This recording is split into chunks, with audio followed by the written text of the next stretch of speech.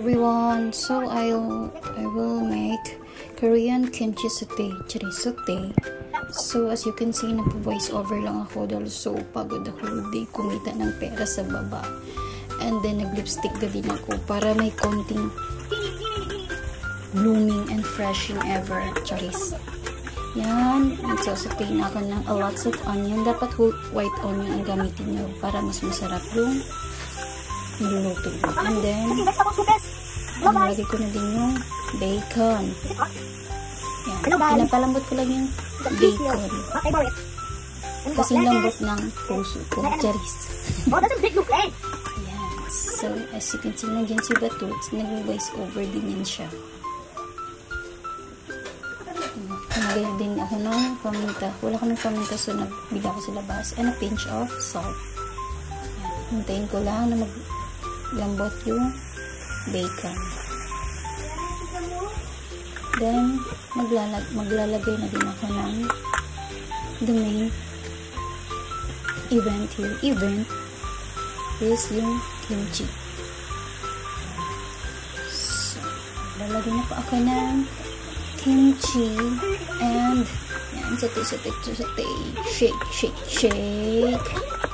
So, maglalagay ako ulit para mas yummy kasi yummy ko charis.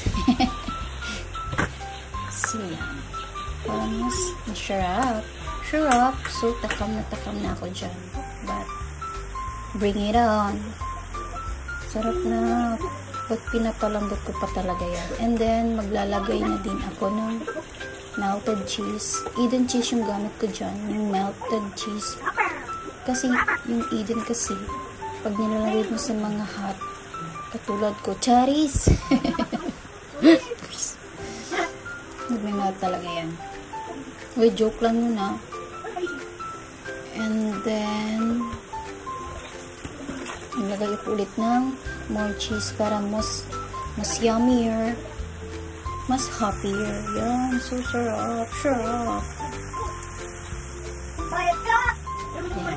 Tay ko lang, and good to go. Tay ko lang ma-melt, and close ko na. Para start na ang eating session. Ayan. So, hello ulit. So, may lettuce ako. Ayan. So, takam ako dito ng voice overs. First bite. Sarap po.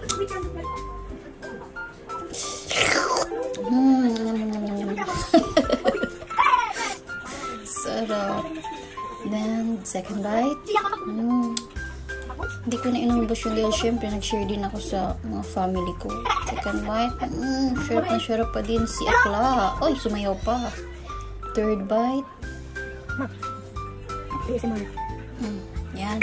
ASMR. Sarap. The best.